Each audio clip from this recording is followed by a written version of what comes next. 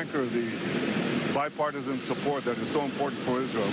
And I will tell my friends on both sides of the aisle that regardless who the American people choose as their next president, Israel remains America's indispensable and strong ally in the Middle East. 除了会见拜登，内塔尼亚胡还将会见正在寻求民主党总统候选人提名的美国副总统哈里斯。美国政治新闻网援引美国副总统哈里斯的助手和相关消息人士的话报道说，哈里斯将于本周会见来访的内塔尼亚胡。该助手补充称，这一会面将与拜登和内塔尼亚胡的可能会晤分开举行。24号，内塔尼亚胡将在美国国会参众两院联席会议上发表演讲，这将使他成为首名面对美国国会两院发表4次演讲的外国领导人，打破英国前首相温斯顿·丘吉尔的3次演讲记录。民间反战呼声渐高，对坚持停以的美国政府形成舆论压力。美国民主党人对内塔尼亚胡的支持正在减弱，共和党人则积极推动邀请内塔尼亚胡来国会演讲。另据央视新闻报道，以色列总理内塔尼亚胡已要求在本周访美期间与美国前总统特朗普进行会见。据2名了解情况消息人士表示，特朗普方面尚未正式确认，但预计会同意安排会见。双方的会见有可能在佛罗里达州举行，或者在本周稍晚时特朗普于北卡罗来纳州进行的竞选集会之后进行。据法新社此前报道，外界密切关注内塔尼亚胡是否会在访美期间会晤共和党总统候选人特朗普或某个与特朗普关系亲近之人。内塔尼亚胡曾是特朗普亲密的政治盟友，不过在2020年总统选举之后，特朗普仍在质疑选举结果时，内塔尼亚胡就祝贺拜登胜选，令特朗普感到震惊，两人关系因此破裂。22号，哈里斯出席白宫活动并发表演讲，这是他获得拜登支持接棒竞选后首次露面。在演讲开头，哈里斯就提到拜登身体恢复得很好，并花大篇幅赞扬拜登，包括他的政绩和人品等。Our president, Joe Biden, wanted to be here today. He's feeling much better and recovering fast, and he looks forward to getting back on the road. And I wanted to say a few words about our president. Joe Biden's legacy of accomplishment over the past 3 years is unmatched in modern history. In one term, he has already, yes, you may clap. His honesty, his integrity, his commitment to his faith and his family, his big heart, and his love, deep love of our country. And I am firsthand witness that every day our President Joe Biden fights for the American people, and we are deeply, deeply grateful for his service to our nation. 随后，他的发言围绕着这场白宫活动的主题，并未多提关于自己或将接棒一事。但当晚，哈里斯在竞选总部发表讲话，并和拜登电话连线。这一次，他提到他们的竞选团队是一个整体，也会一起打这场硬仗，且一定会取得胜利。So in the days and weeks ahead, I, together with you, will do everything in my power to unite our Democratic Party, to unite our nation, and to win this election. 59岁的哈里斯来自移民家庭，父亲是牙买加裔经济学教授，母亲则是印度裔研究癌症方面的专家。他出生于加州奥克兰。哈里斯拥有法律学位，2003年当选为旧金山地方检察长，7年后获选为加州首名女性、首名非洲裔及首名亚裔总检察长。英国广播公司分析称，大多数民主党人转而支持副总统，这样做有政治和现实双重因素。哈里斯是法律规定的拜登继承人，而且对民主党来说，绕过第一个黑人女性总统身份光环的后果将非常严重，不利于获得有色人种女性的选票。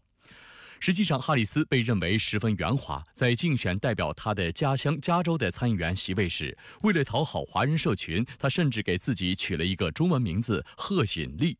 2016年，他成功赢得加州参议员席位后，包括特朗普时期的前后2任司法部长塞申斯和巴尔，以及最高法院大法官提名人卡瓦诺，都曾在哈里斯的质询下哑口无言。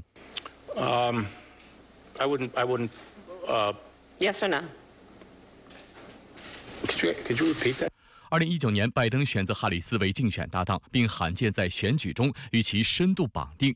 时至今日，拜登的选举网站域名中仍有哈里斯的名字。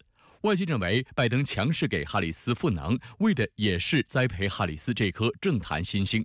哈里斯也一直是拜登的坚定支持者，甚至有人认为他为了衬托拜登的光芒而一直避免出风头。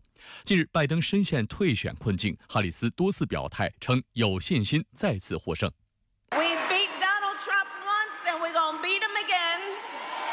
不过，对拜登过于顺从也成为政治对手攻击哈里斯的弱点。此外，特朗普也把哈里斯标志性的大笑作为攻击重点。I call her laughing Kamala.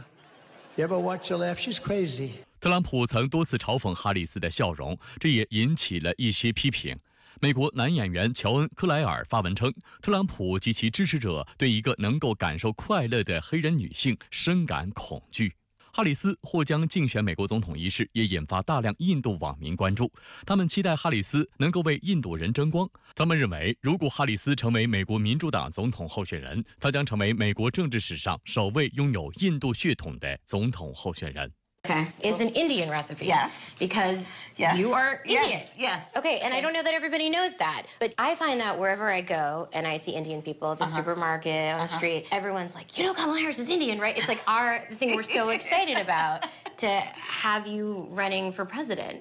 拜登宣布退选后，英国、澳大利亚、德国、加拿大、以色列、乌克兰等国家的领导人纷纷发文向拜登致意，表示尊重他的决定。而此前已有不少国家主动接触特朗普团队。拜登宣布退选后，美国盟友的领导人第一时间在社交媒体上发文表态。英国首相斯塔默称，拜登做出的是符合美国人民最佳利益的决定。德国总理舒尔茨强调，我的朋友拜登总统为他的国家、为欧洲、为世界做出了巨大贡献，多亏了他，跨大西洋合作才得以紧密，北约才得以强大。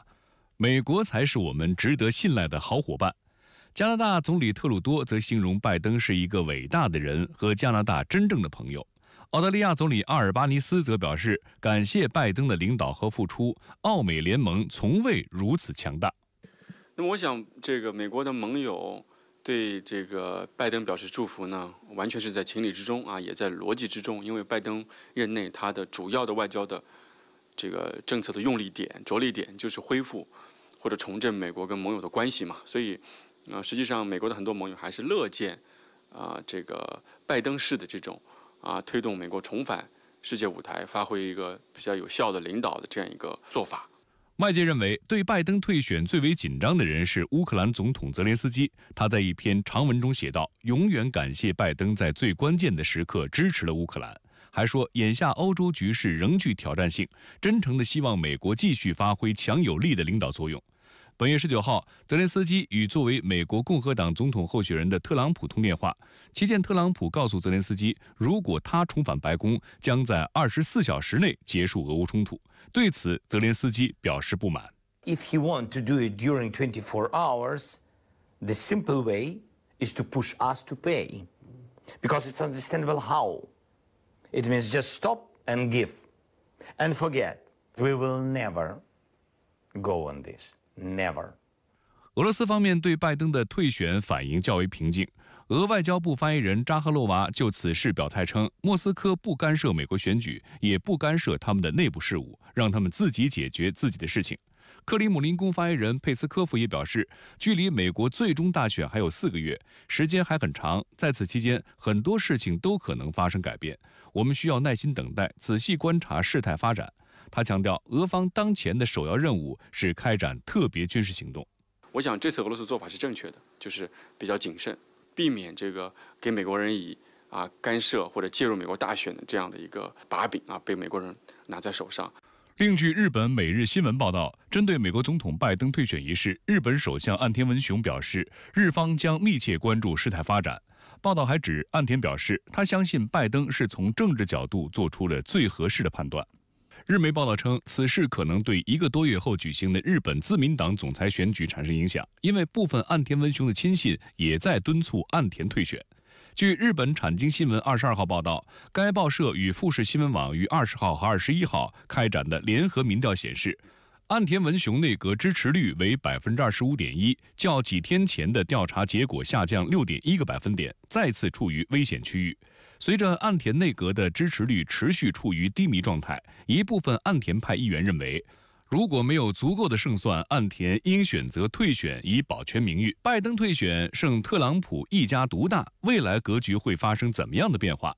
美国哈佛大学肯尼迪政府学院首任院长、修昔底德陷阱理论提出者格雷厄姆·艾利森认为，只有一点可以确定：特朗普回归后将带来一个更加混乱的世界。